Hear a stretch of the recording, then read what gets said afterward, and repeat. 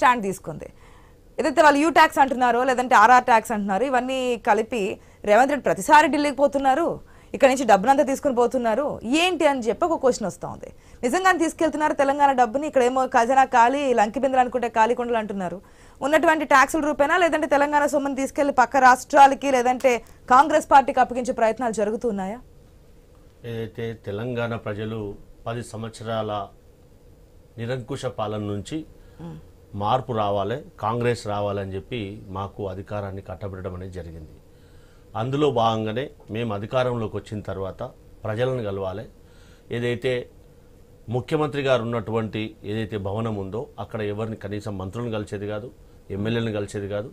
ఏదైతే వారున్నటువంటి భవనాన్ని మేము జ్యోతిరావు పూలే ప్రజాభవనంగా పేరు మార్చి అక్కడ ఒక క్యాబినెట్ స్థాయి ఉన్నటువంటి ప్రణాళిక సంఘం వైస్ చైర్మన్ చెన్నారెడ్డి గారిని ప్రజా సంబంధాల శాఖ కేటాయించి అతన్ని అన్ని సమస్యలు పరిష్కరించుకోవడానికి సంప్రదించడానికి 2 ఐఏఎస్ ఆఫీసర్లు పెట్టి వారిని కలవడానికి కంచెను తుంచి ప్రజలకు అందుబాటులో ఉండడానికి ఒక అవకాశాన్ని కల్పిస్తూ మేము ఏదైతే ఖచ్చితంగా తెలంగాణ రాష్ట్రంలో 6 గ్యారంటీలు ప్రజలకు ఏదైతే అవసరమైనటువంటి అంశాలతోటి మేము ముందుకెళ్ళామో వాటిని 1 by 1 ఎందుకనంటే తెలంగాణ రాష్ట్రంలో 10 సంవత్సరాల నుంచి ఎక్కడైతే ప్రజలకు ఇచ్చినటువంటి హామీలు నెరవేర్చకుండా వాళ్ళు నష్టపోయారో ఆ హామీలను మమ్మల్ని నమ్మి అవకాశం ఇచ్చారు కాబట్టి ఆ హామీలు నెరవేర్చడానికి శాయశక్తుల ప్రయత్నం చేస్తూ ఉన్నాం.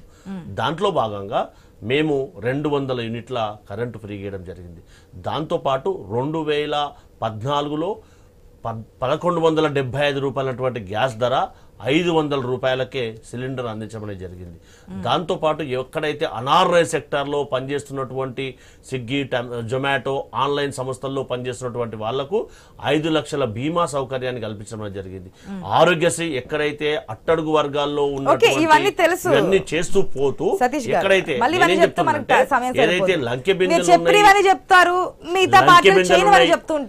మీరు చెప్పిన దానికి నేను వస్తున్నాను. ఏదైతే లంకె బిందెలు ఉన్నాయి తెలంగాణ రాష్ట్రంలో అని చెప్పి మేము ఎప్పుడు కూడా ఆశించలేదు. అది ఉన్నటువంటి పరిస్థితిని సర్ప్లస్ బడ్జెట్ ఉన్నటువంటి రాష్ట్రాన్ని ఏ విధంగా కనీస ఖర్చులకు లేనటువంటి పరిస్థితి దివాలా తీసి ఆర్థిక పరిస్థితి దివాలా తీసే విధంగా చేశారా లేదా మీకంటే ఎక్కువ మనకంటే ఎక్కువ యావత్ సమాజానికి అందరికి కూడా తెలుసు. ఒక సంవత్సరం అవినీతి మానేస్తే లేదంటే కల్వకుంట్ల ఏదైతే ఫ్యామిలీ చేసిన అవినీతిని బయట తీసుకొస్తే ఇవన్నీ చేయడం ఎంత అసాధ్యమేం కాదు అన్నారు. అదేమన్నా ప్రాసెస్ స్టార్ట్ అవుతుందనేదే కదా 100% 1 by 1 స్టెప్ బై స్టెప్ గా. ఎందుకనంటే దిశల వారీగా ఏదైతే చెయ్యాలో దానికోసం ప్రయత్నం జరుగుతూ ఉంది. ఫర్ ఎగ్జాంపుల్ ఎలక్ట్రిసిటీ పైన రివ్యూ చేస్తే కొన్ని వేల కోట్ల రూపాయల అవినీతి బయటపడింది. దాంతోపాటు మన సీఎం రిలీఫ్ ఫండ్లో కూడా అవినీతి జరిగినట్టు మనకు ఆధారాలు దొరుకుతూ ఉన్నాయి.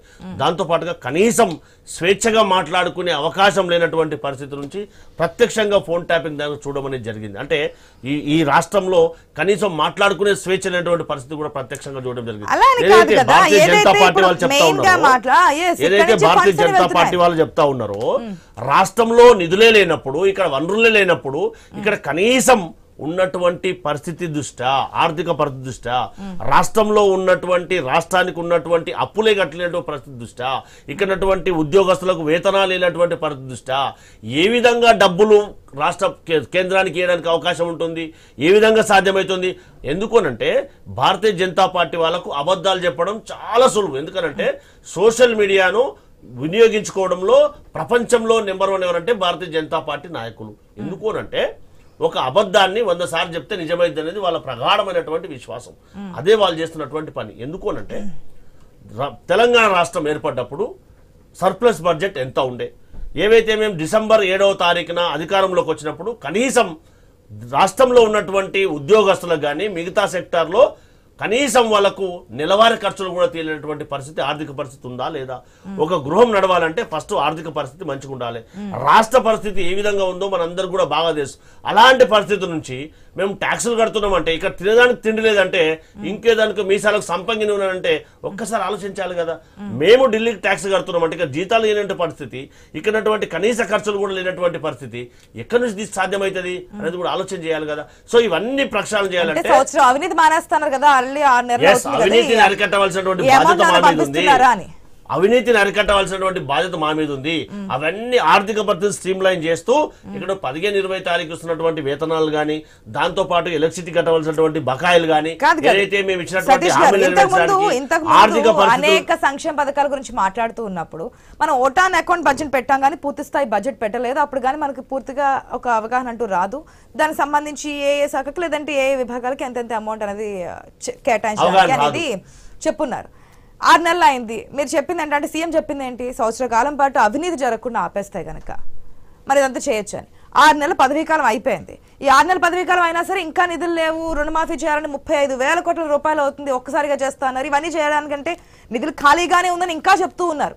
సో ఈ అమౌంట్ ని ట్రాన్స్ఫర్ చేస్తున్నారని అడుగుతూ ఉన్నారు వాళ్ళు. అది పూర్తిగా అసంబద్ధమైనటువంటి అబద్ధం మాట. ఎందుకనంటే 2.5 నెలలు ఎంసీసీ ఉండే, model code of conduct code, election code ఉండే.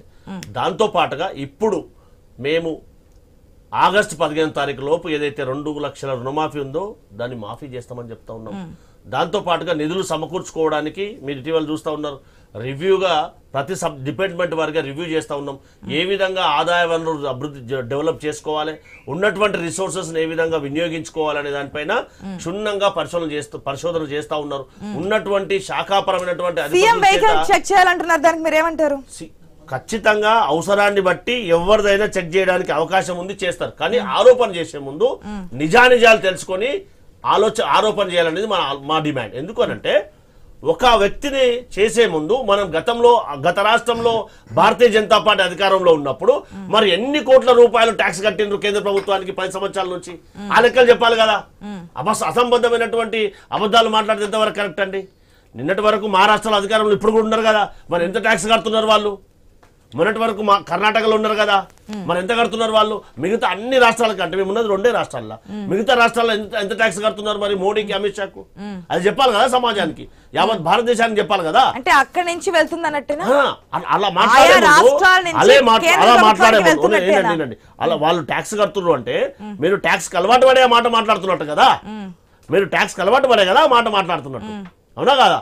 మేమేం చెప్తున్నాం అంటే చాలా డిఫరెన్స్. సతీష్ గారు నేను క్లారిటీ ఇస్తాను. ఎందుకంటే అకౌంట్లని సీజ్ చేసినప్పుడు, ఎలక్షన్స్ ఇంక దగ్గరకు వస్తున్నాయి అన్నప్పుడు చెక్ చేసి అకౌంట్లని సీజ్ చేస్తున్నారు. అప్పుడు సోనియా గాంధీ, రాహుల్ గాంధీ వీళ్ళందరూ మాట్లాడుతున్నప్పుడు మాకు కనీసం కార్యకర్తలకి బస్ టికెట్స్ పెట్టడానికి కూడా మా దగ్గర డబ్బులు లేకుండా కావాలని కక్షపూరితంగా చేశారని చెప్పి ఒక కామెంట్ చేస్తుంది కాంగ్రెస్ అగ్రనాయకత్వం. అటువంటి పరిస్థితుల్లోనే సో ఏం లేదు కాబట్టి ఇక్కడ నుంచి ఫండ్స్ తీసుకెళ్తున్నారు ఈ 2 రాష్ట్రాల నుంచి అనేది బీజేపీ ఆరోపిస్తున్నటువంటి మాట. బీజేపీ ఎప్పుడు ఆ విధంగా చెప్పలేదు, మాకు ఏవి లేవు అనే విషయాన్ని ప్రస్తావించారు. ఆలోచన చేయాలి కాంగ్రెస్ పార్టీ అనుకుంటే గనక. ఒక్కసారి ఇందాక చెప్పిండ్రు రామ్మోహన్ గారు, మొండి చెయ్య అన్నం పెట్టే చెయ్య అనేది యావత్ భారతదేశానికి తెలుసు, యావత్ భారతదేశ ప్రజలకు తెలుసు. దాంతో పాటుగా ఒక్కటి గ్రహించాలి, భారతదేశంలో ఏ మార్పైనా తీసుకొచ్చింది, ఎన్ని పెనుమార్పులు తీసుకొచ్చి భూములు వంచింది ఎవరు, ఒకసారి రుణమాఫీ చేసింది ఎవరు, దేశంలో ఇన్ని అభివృద్ధి ఫలాలు అందించింది ఎవరు, ఒక్కసారి మనందరికి బాగా దాంతో పాటుగా భారతీయ జనతా పార్టీ దేశంలో ఏ ప్రతిపక్ష పార్టీ ఉండొద్దు అనే ఉద్దేశంతో వాళ్ళు చేస్తేనేమో ఒప్పు, మిగతా వాళ్ళు చేసి తప్పు అన్నట్టుగా ఎలక్టోరల్ బాండ్ రూపంలో వాళ్ళు సేకరించినటువంటి నిధులెన్ని, మిగతా రాజకీయ పార్టీలకు వచ్చినటువంటి నిధులెన్ని, ఒక రాజకీయ పార్టీగా ఒక రాజకీయ పార్టీని మీరు డిస్కస్ చేసిన దానికి ఒక రాజకీయ పార్టీని అకౌంట్ ఫ్రీజ్ చేయడం అనేది ఎంతవరకు సమంజసం అనేది ఒక్కసారి మనం ఎలక్షన్ల ముందు ఒక్కసారి ఆత్మపరిశీలన చేసుకోవాలి. దాంట్లో భాగంగానే ఇది కక్షపూరితంగా ఒక జాతీయ పార్టీని అకౌంట్ ఫ్రీజ్ చేయడం అనేది సమంజసం అనేది మా అగ్రనాయకత్వం సమాజానికి చెప్పింది. చెప్పాల్సిన బాధ్యత మా మీద. వీటన్నిటి కారణంగానే తెలంగాణ అండ్ కర్ణాటక నుంచి అమౌంట్ అవసరం లేదు. కాంగ్రెస్ పార్టీకి ఎందుకు అవసరం లేదనంటే నెహ్రూ గారి గృహాన్ని స్వయంగా పార్లమెంట్ కి ఇచ్చినటువంటి ఘనత కాంగ్రెస్ పార్టీది. భారతీయ జనతా పార్టీ వాళ్ళు ఒక్కటి ఇచ్చినా చెప్పండి, దేశం కోసం లేదండి, ఒక్కటి చూపియండి, ఒక్కటి దేశం కోసం ఇచ్చారని చెప్పండి, ఒక్కటి చూపించమని చెప్పండి. నేను చెప్తున్నాను ఇప్పుడు, నెహ్రూ గారి గృహాన్ని పార్లమెంట్ కోసం ఇచ్చిన ఘనత కాంగ్రెస్ పార్టీది. భారతీయ జనతా పార్టీలో ఏ ఒక్క నాయకుడన్నా పలానా దేశం కోసం త్యాగం చేశాడని ఒక్కరు చూపించమని చెప్పండి. సర్దార్ వల్లభాయ్ ధర్మం కోసం అంటుంది కదా, మరోపక్క దేశం ధర్మం అన్నం పెడతా, ధర్మం అన్నం పెడతా అండి. ఎస్, నేనేం చెప్తున్నా, దేవుడు గుళ్ళో ఉండాలి, అభిమానం గుండెల్లో ఉండాలి. కాదంటున్నామా? నేను దేవుడిని అభిమానించనా? మీరు అభిమానించరా? కాదంటున్నామా? ధర్మాన్ని నమ్మే బతులేమా?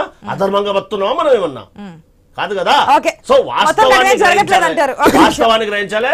ట్యాక్సులు కట్టే పరిస్థితి లేదు. ఇలా సురేష్ గారు ఏం అబద్ధాలు చెప్తారు? మానుకోవాలనేది ప్రతిదీ కాంగ్రెస్ పార్టీ పక్షాన ఆరోపణ డిమాండ్ చేస్తా ఉన్నాం. ట్యాక్స్ అని చెప్పి ఇక్కడికి వచ్చి బీజేపీ నేతలు ప్రలోభాలు అంటే వాగ్దానాలు చేస్తున్నారు.